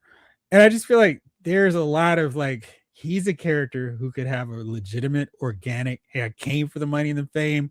But you know what? I think I can be a hero too. And you don't have to sacrifice. I want to make money. And it sure is cool having all these hot women around me and getting paid to pitch stuff. But I can be a good guy too. And I think we haven't really gotten that kind of character on the big screen or small screen. And I think if you balance that out, so it's not just like he's some skeezy influencer who's shilling stuff he doesn't care about, but he actively wants to be a good guy while he makes a buck. Maybe that's the tagline. The hero from tomorrow, trying to make a big buck. Trying to make a buck while saving lives. Something like that. Right. Anyway, Jalen says, dude, they could even do a superhero remake nod to Back to the Future Booster. Not a total remake. But try to capture some of that magic. Maybe Rip Hunter is your Doc Brown. or is Doc Holliday. I mean, that was one of the few things I think was dang near criminal on was it CW's Legends of Tomorrow. It was, you guys have a feature, dude. Like, just use Rip Hunter. Like, you don't have to do all this other stuff to make it work. All these rejects from all the other CW shows. You got the time traveling, dude. And speaking of time traveling dudes, what I think it'll take to get a Hawkman movie. Gosh, if you want to talk about a character who has endless potential to have an awesome movie in a trilogy, it's Hawkman. Because Hawkman, if you just went totally, I don't care about anything else, I'm just going to do a Hawkman movie and everybody else deal with it. Your first Hawkman movie could start off with him in ancient Egyptian time period, gets killed, him and his girl, and then all of a sudden they're reincarnated in the 1940s or late 1930s, form the Justice Society, and there's your first movie. And in the end, they get killed. Oh no! And then your post credit, they emerge and they're awake as they emerge as science, futuristic police officers, and they see a satellite of the Justice League. I mean, and then your third one, they're joining up with the modern day Justice Society or whatever. Hawkman has so much potential as a character. Jeff, I'm sorry, that's like too much like making sense, and we don't do that. I mean, we don't know this cachet of this character, and that pitch seems like it would make money, and we don't like that. So, can you reformat it to make less money and fail? Well, no, I mean, just even that pitch. I don't know that much about Hawkman, the character. Other than I read a couple of things. Justice League Unlimited. Justice League Unlimited sets a really good story for Hawkman. You know who wrote that one? Jeff Johns. Not surprising. I need to give you a reading list for Hawkman stuff. Hawkman's a great character. And they could even do the Justice League. They could do like a lower tier version. They don't even have to have Superman, Batman, and Wonder Woman. They can have Green Arrow, Black Canary, Elongated Man, Zatanna, Red Tornado, Atom. There's your Justice League. And that's a powerful enough team that they can fight whatever character, Despero, whoever you want to throw there, the Key, the Time Jabber. Have fun, because you can just make a comic book movie fun. You don't have to make it serious and dark. Because this one you could actually make sure you don't have him interact. You don't need him to have him work with Isabella Mercedes as Hawk Girl, but you could. I mean, you could. I mean, there's nothing. I mean, she's down. I mean, she's like, hey, is there a sci-fi project? Yeah, sign me up for it. I mean, her is the law. I mean, Shayera in ancient Egyptian. You cast the right Hawkman. But I mean, the thing is, you could just have a different actor. She could change up a lot. So, or she could change up her hair. I mean, whatever. Yeah, you could have her play the same character, and then at the end of your third Hawkman movie, she's hanging with the Justice Gang, and all of a sudden she reads this report of this new hero in Louisiana, and it's Hawkman. She's like, oh. And maybe she screams at it, and she's like, oh. So I don't know. He's a character. Like, if they want to take a risk and a chance on somebody not named Clayface, I think Hawkman would have been great. Jamelin, that would be awesome. All right, last thing. Now let's get to this last thing before our main deal. What do you think about that X-Men 97 season 2 trailer? X-Men 97 is very much telling you, hey, we aren't going to let down. We've been showing you we're starting off with a strong bad guy. Don't know if he's going to be the only bad guy, but Apocalypse is going to be a big deal. All the characters. How do we get the X-Men back? I mean, that's the easy thing. We want the X-Men back. Apocalypse has stated his big goal is to take out the X-Men before they get formed back. Polaris is coming in there. Yeah, I mean, I don't even know why Archangel's there, but I'm intrigued to see where this goes. And we got Psylocke in there too. Did you notice? I don't know if you're like, I'm with X-Men 97. I'm of two minds. One of the excited comic book, like, yes, geek out, like, this is awesome. Also, and it's like, oh, now they can make this costume for Marvel Legends bigger. They showed like a picture of the original X-Men team in their graduation outfits, and they had Beast with the blue and red. They had Polaris with them, and they also had, Angel in his wacky costume that he rocks. And like Neil Adams designed all these costumes. Like, this is awesome. Please, let's get these in figure form. But I was like, this is cool. And Iceman was there too. We saw the Morrison, Gene, and Scott outfits. We saw a little teaser of their X Factor version 2 outfits. Looked like Rogue and Beast also had, and Nightcrawler also had those Morrison. Love the jackets. Well, I'm trying not to do that dumb thing of just crediting the writer. Quietly, I think he was the co-author. It's going to drive me nuts. So talk about that for one quick second. I think the figure and toy community should be very happy with what they saw. And then trailer, yes, okay. I mean, thank you. Like it was I think they're smart. I mean, again, the smartest ones know how to take advantage and actually have an opportunity. Hey, we can sell. The more money we make on selling figures, the more money we can actually take into our budget and making new things for our television programs. Like this is why we actually did a licensing deal to funnel this money back to us to make more money. Like, who knew? Yeah, Ryan, I do. I'm with you on that to an extent. I think the freedom of X-Men 97 is a lot more relaxed for me than when I was watching the original X-Men cartoon. It was really driving me nuts. I'm like, no, this character's not. I was an obsessively just ridiculous X-Men fan at that point. I think thanks to Marvel Comics, a lot of that has kind of subsided. Now I just go to my classic stuff to actually read good X-Men stories. But with X-Men 97, I'm like, whatever. Y'all are gonna play fast and loose. Now at least the stories are quality and I can get into it, even though I'm like, why are they in these outfits? Now I am a little bit annoyed about the X Factor version 2 looks represented with them wearing their jackets and pants. And I'm like, I don't want figures in them. I want them in their X Factor version 2 outfits. Just if you can get the figures with, easily removable jackets, I think you'll be fine. Hopefully, but they're wearing like, I mean, their whole gear is tucked away into the pants, and I'm not happy with that. Anyway, but I'm excited, and they also mentioned that just because you're seeing this season, which is premiering July 1st, so don't cancel your Disney Plus subscription just yet. They also, the executive producer said, we're working on annual X-Men 97 episodes or seasons. So we're going to have season 3. We're already kind of working on season 4. Like, great. That's all I needed here. You want to keep making money. Awesome. I don't understand. And, maybe I'll deep dive this somehow, but why the budgets on these shows? TV shows used to be 22 episodes, and that was a season. Now we're getting 8 episodes. And then it takes a year for them to come out with the next one. It's hard. I mean, I don't know.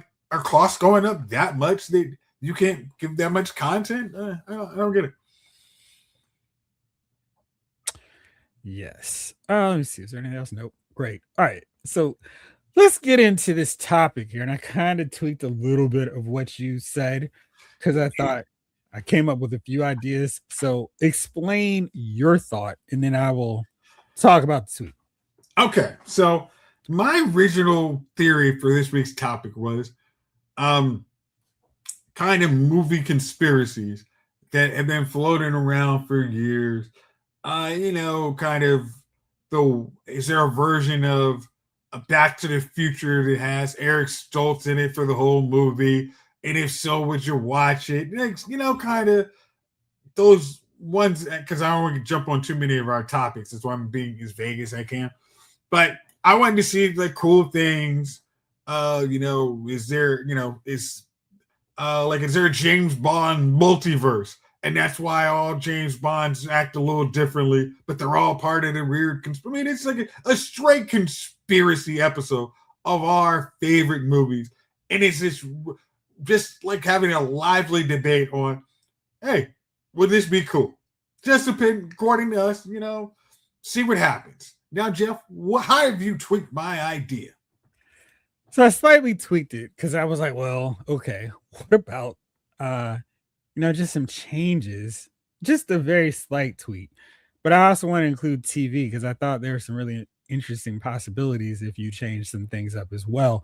And not so much with the conspiracies, but maybe just like with a character who didn't get killed off earlier. What would that look like? So let's start off with you then. What would be your first what if scenario? Because I thought ponder, look into the multiverse, consider this. I am the watcher, the watcher. And what would you kind of conjure up as like, what are these wild and wacky changes that would happen if something changed? Okay. Easy So, one for what's your me. first one? All right. My first one is what if gosh, can I remember his name? I'm gonna say his name is BJ, but in season 2 of Shield, BJ Britt Trip, you're talking about. Trip. If Trip didn't get killed off, how much cooler would that show have been? If they had not, if and again, it was one of those suckers like, wait, y'all are gonna give Quaker powers like that? Boo! I mean, and that's also one of the things that made the Inhuman season really cool because he's back. I'm careful about spoiling things for shows. I mean, well, hey, at this point, guys, you should have.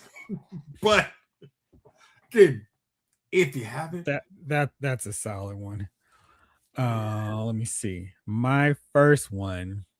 What if Sonny did not fall into Carlito's trap and stayed the Godfather? Like, what would that have done for the Corleone family? Because Michael would not need to get called back. He would never have gone back with Kay. No door slams twice. And he would have been married to Abelania and just chill. Listen to the doves cry. At that point, would he have been Senator Corleone? He might not have come back because I think Sonny would have just kept this war going on for so much longer, and maybe the rest of the Corleone family would have wiped out. Yeah, because at that point they would have, because it's hey, I'm with you, Pop,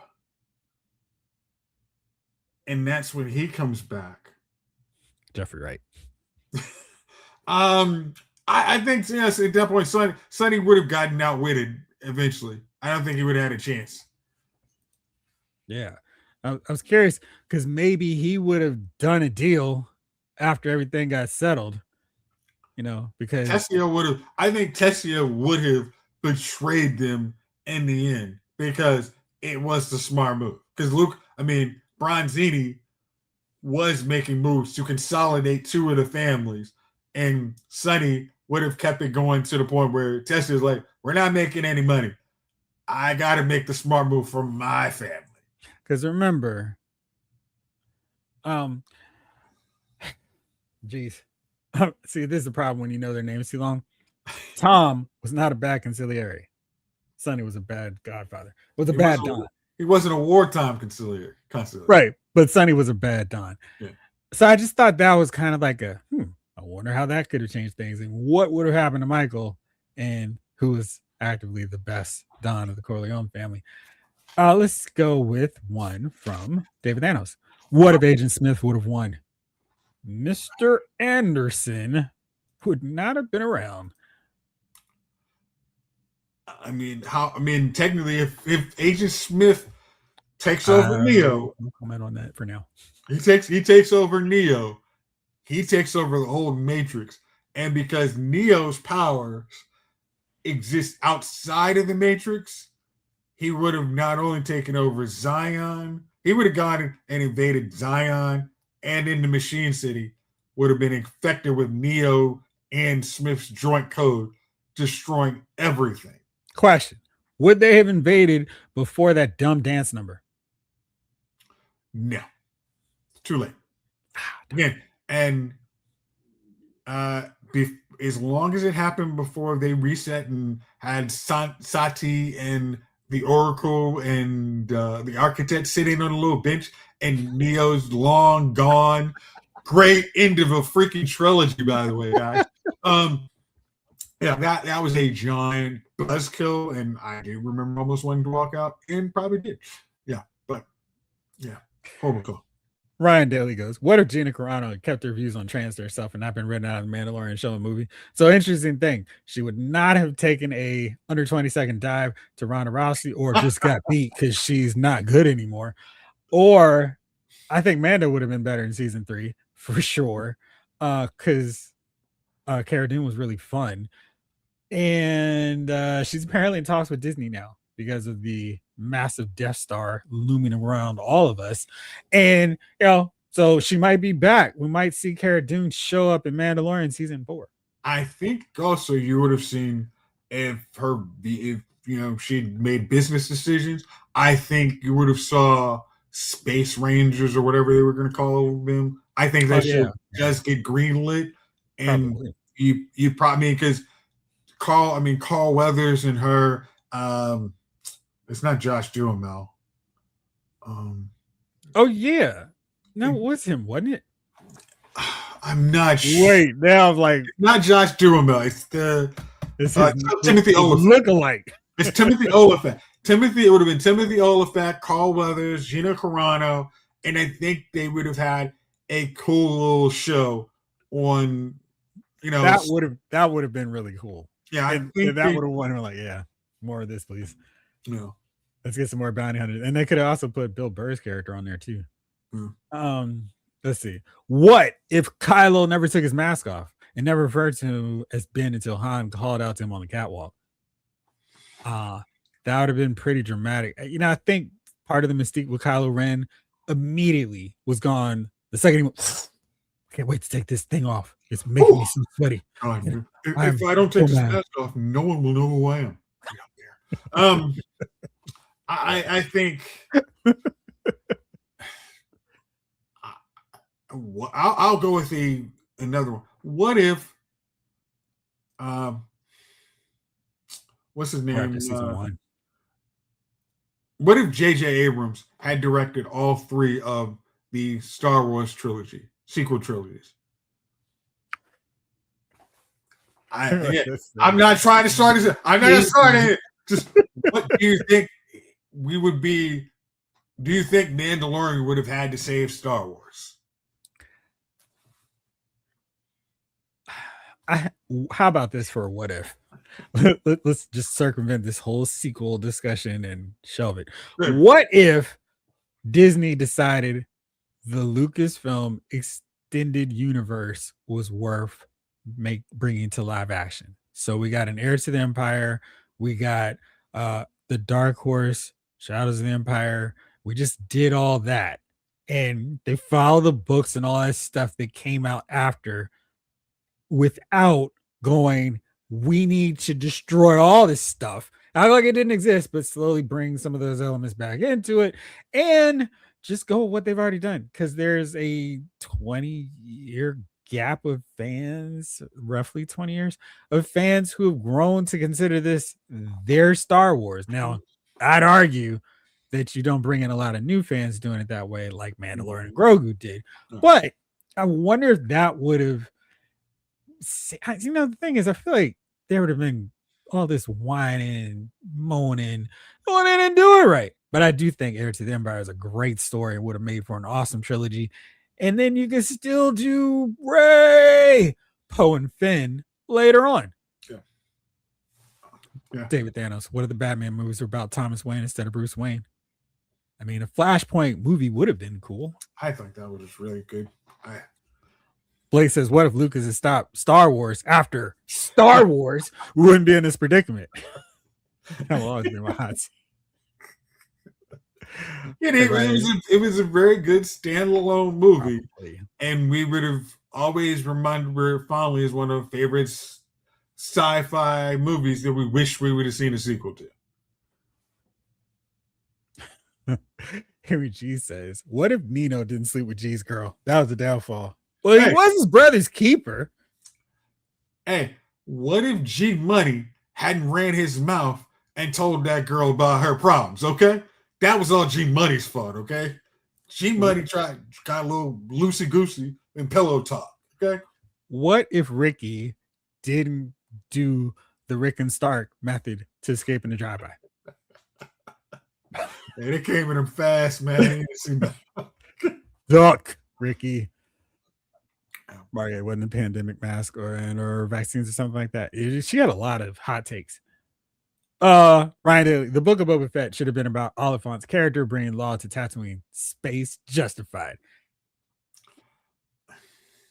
And maybe Boba Fett could have been the main villain in the Book of Boba Fett, or gosh, what is his name in that? Darn it, like he's just writing the chronicles, tracking down all these horrible atrocities that Boba Fett's done to try to bring him to justice after he's seized power from Jabba the Hutt, and he's tracking down all the bounty hunters that Boba Fett has amassed around him, and he's going one by one to get to Tatooine and stop Boba Fett once and for all. Yeah. Ha! They've been cohesive for starters. And Nic Cage. What if T'Challa and Kang both got proper recastings? Wow. Yeah. We would not see Tony Stark back. I'm pretty dang sure of that. I think we would be in Black Panther 3 enjoying movies. Exactly, Jalen. So no Empire. Then Jeff would have to find another movie to watch every birthday. Jeff, what would be your second pick? So I have two other favorite movies, which makes no sense. It's Godfather, but it's not a really great birthday movie. So I would have to go with my other one. And then of course it's like, well, if you watch one, you're gonna have to go with two. But it'd probably be Infinity War. Just because I love the action and I just love Thor coming through. Love that. So that cues up perfectly to my next one. What if Thor went for the head? They'd have to find a new villain. But I mean, that trailer for Endgame when Thor was talking was so great. I was like, oh, this is amazing. I watched all these people die. And I was like, oh man. Infinity War Thor is my favorite. Okay. What if the Marvels had a proper bad guy? What if the Marvels had a proper script? Also, Snake Eyes wants to know, what if Sony doesn't have the Spider-Man rights? Very good. There's a bingo. Man, oh gosh. I mean, do you think of how many Spider-Man movies we probably would actually have had that would have had, I mean, we'd had Spider-Man versus all of his rogue gallery. Like, though we could have seen giant movies. And yeah, that would have been fun. Right. They did. They were like, please stop. No. What if King Kong? No Oscar still for Denzel. Oh man. Absolutely. But if Star-Lord didn't mess up the plan to take out the glove. We almost got him. I don't know. I mean, I think I love that. I think Thanos had planned it out well enough that they wouldn't been able to get out of there, because I think only Tony Stark would have potentially had enough juice. Yeah, but I think he gets the Infinity Gauntlet battle. What if Disney and Marvel Studios made Black Widow before Infinity War? What if some execs didn't think that there wasn't a movie for a Black Widow movie? What if Ghost wasn't a simp for Angela?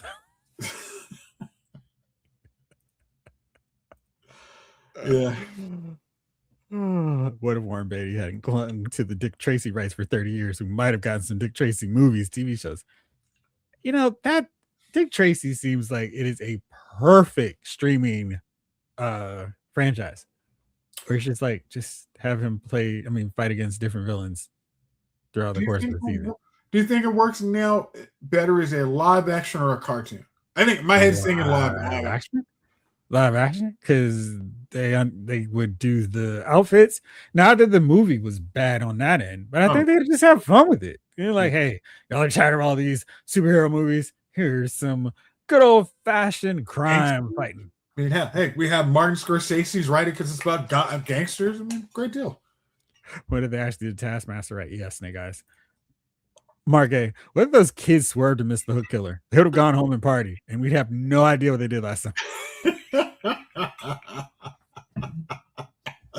That was funny. Don't call us plucky. We don't know what it means. Do you have another one? I'm gonna go with what happens if Sydney's mom isn't having too much fun in Hollywood before she comes back to Woodsboro.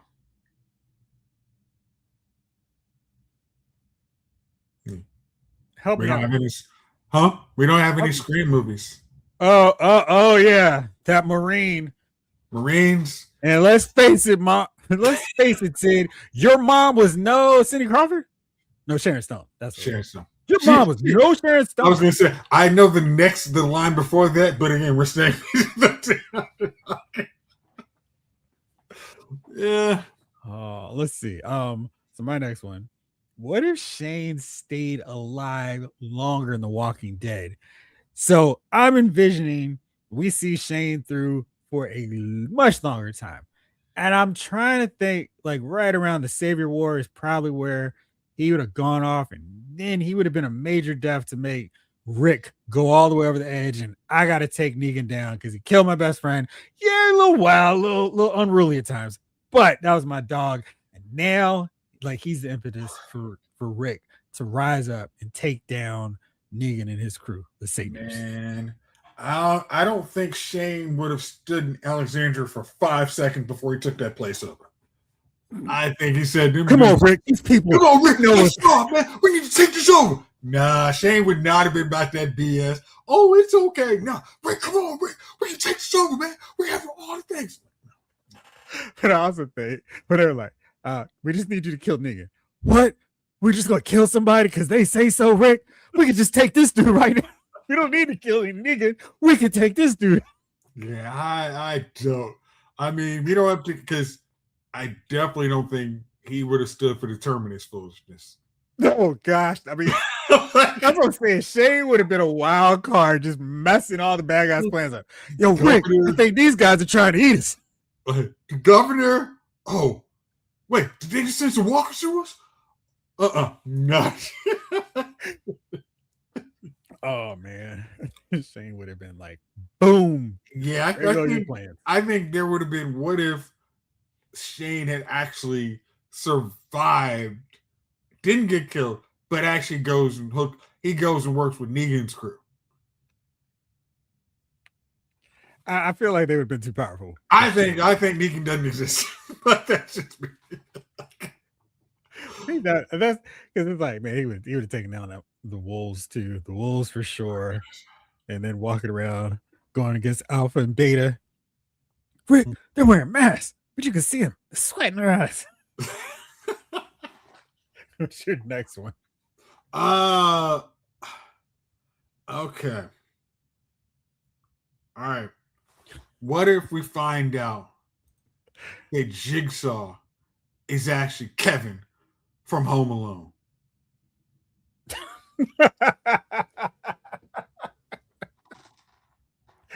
Got all these death traps. He's been plotting this out for years.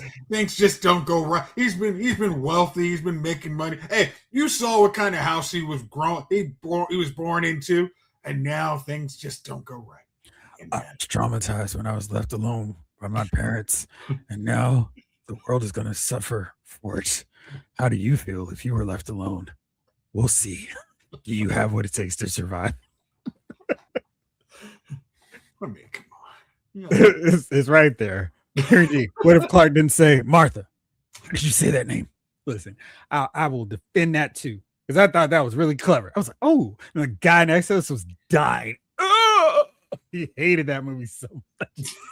He hated it. If he could have projectile vomited to voice his displeasure with this movie, he would have been passed out from dehydration by that point. But oh my gosh, he was making me like, dude, are you okay? Like, do you really need help that much? I admit this. There was problems with the movie. Again, I hated what if they decided Doomsday could have been a third movie instead of the second movie? Yes. Like, it was right there. Yeah, right. I can definitely see Kevin as Jigsaw. Mother, you left me. And now we'll see if you can leave this trap. But you're going to have to leave one of your other children behind. Who will you choose? Which one of the sacrifices? Who will you sacrifice? You and your children. All right. This next one is a full on complete gag, but I needed to include it for the theme of our show. What if somehow Palpatine didn't return? Wait, he didn't return. Gosh. Like, I don't know. Maybe we'll just skip a whole other movie to get to this one. I don't know. Do you have any more? I'm gonna do with what if Bruce Wayne is actually dead at the end of Dark Knight Rises, and Alfred's just dreaming he sees him.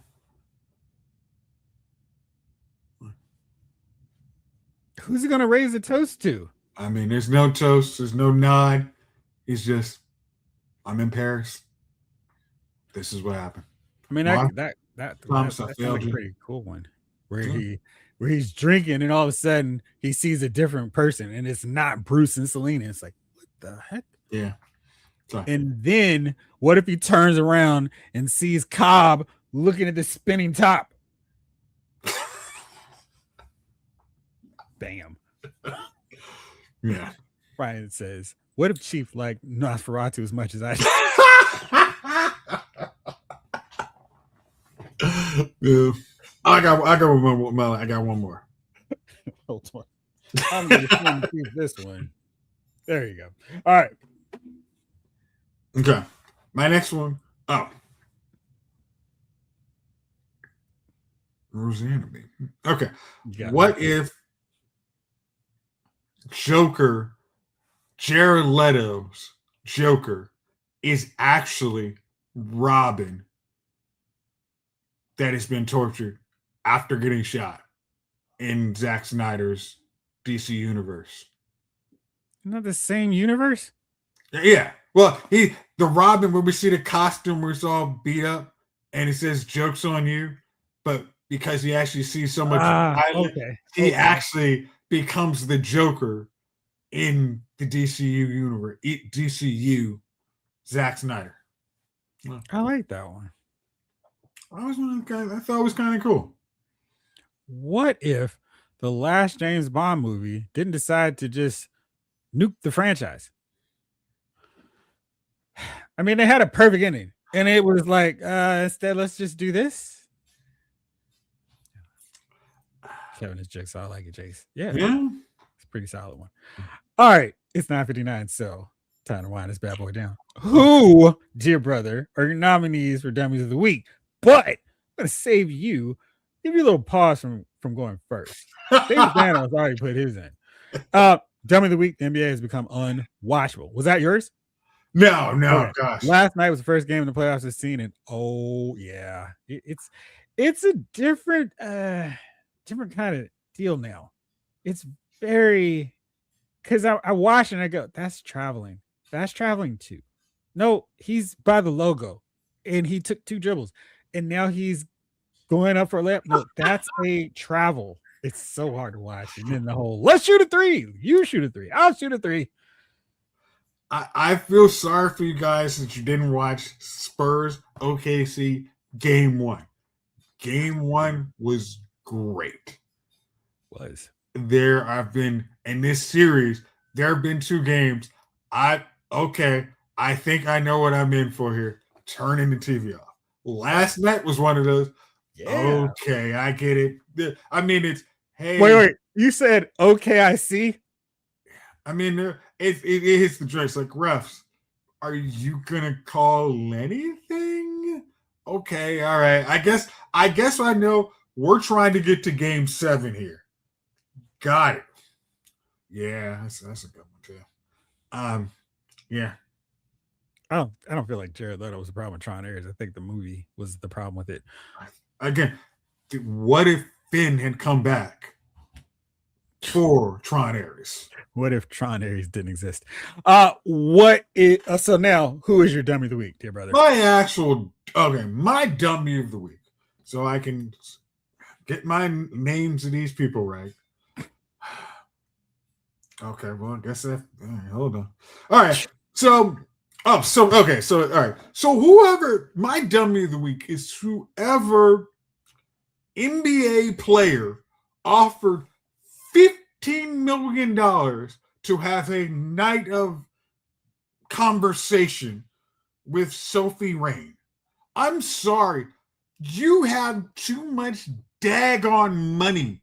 If you even as a drunk DM hit this to some girl, hey, you want to have, hey, I'll pay you $15 million. Like, at that point, your bank account should be confiscated because you have obviously too much money. If you are propositioning girls and saying, I'll do things, I'll pay for your services for $15 million. And there's actually a record of this. There's not some random goon's phone who you say, hey, I represent the interests of said player. And said player would like to find if you would like to enjoy. Wait a second. You're saying he didn't have a Paul Heyman advocating for?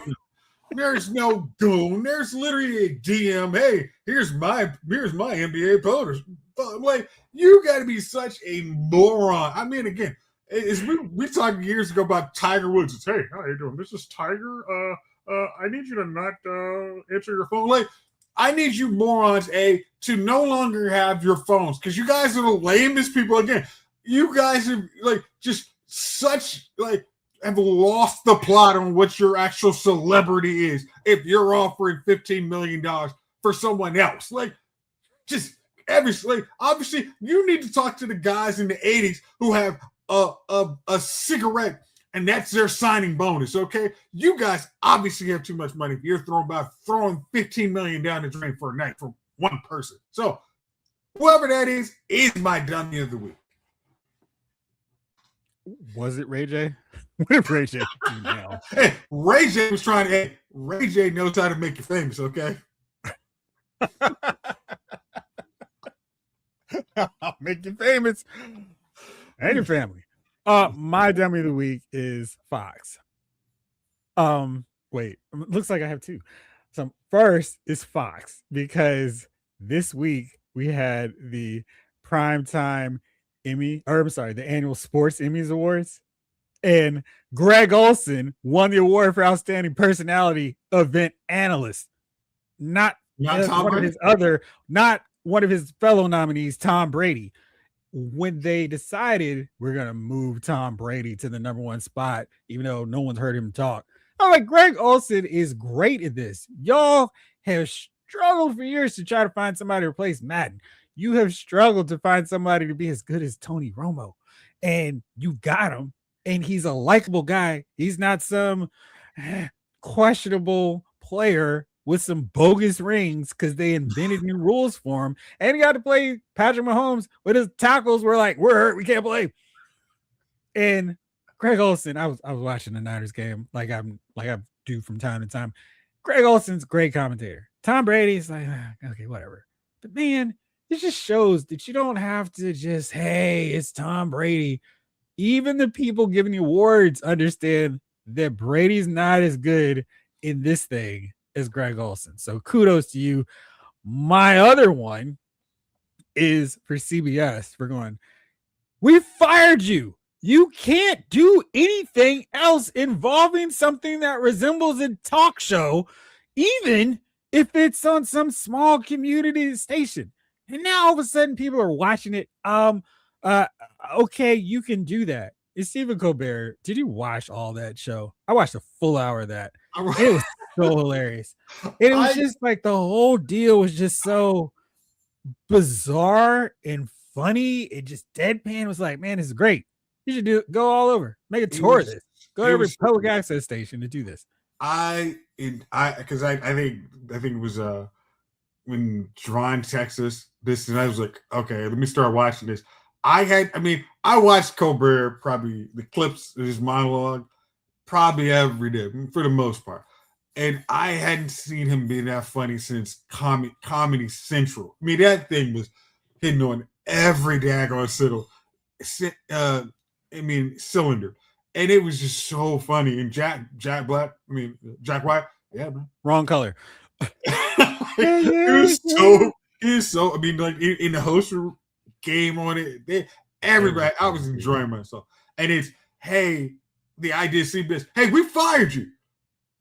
So you're not supposed to do the thing. We fired you to stop you. We canceled you. My contract ran out. But what can we do? We'll stop YouTube. Yeah, we'll get YouTube. Oh well, everyone's gonna. They might actually boycott our 10 NCIS shows. Oh, I guess we'll stop. All right, fine. Yeah, lame. Hey, now Jeff, I thought we were better now. That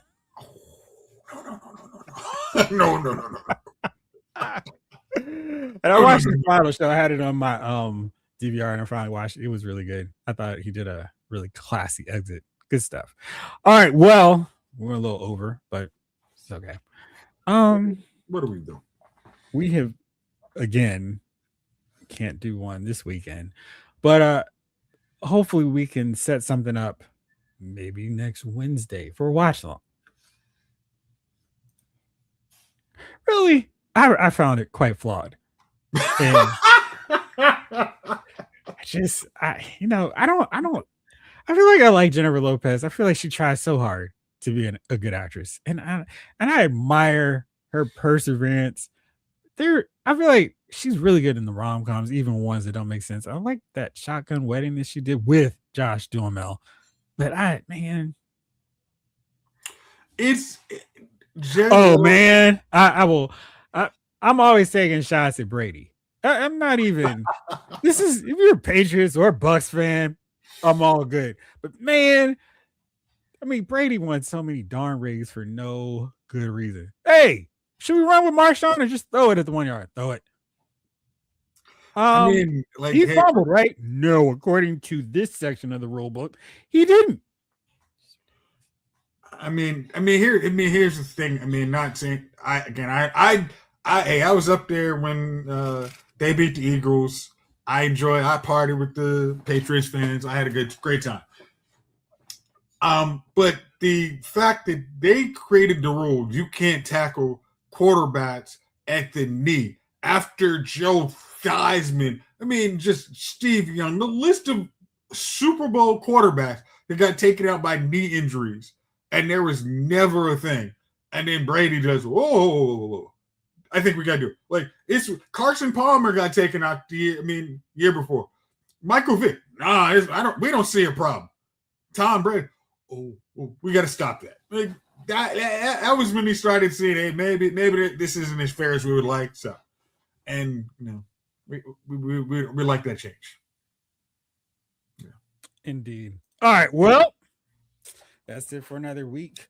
Like I said, we'll need to have a discussion about a watch along probably during the week because the weekends are just insane these days. Supergirl 85 watch along. Oh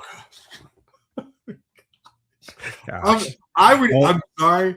I would actually be up because I don't even know if there's enough to make fun of that movie. All right. Well, of course, we'll be back next week. I'll be on tomorrow for another edition of Lost Figure Files. But Bro Shot, thank you as always. Snake Eyes, Rick Cage, Mark A, Jamelin Parks, Henry G, Ryan Daly, Pack Rat, 22K7, Blake Tarpley, Ryan Daly, Rick Cage. Let's see. Did I miss anybody? King Collector. King Collector, right? Rick Cage. David Thanos. How could I forget? I think I got everybody now. Hopefully. If I did, I am so sorry. I apologize. And The Thing, Alien vs. Predator. These are movies we need to see. I think some of these we did look to see if they were actually streaming somewhere where we were going to watch them. They were not.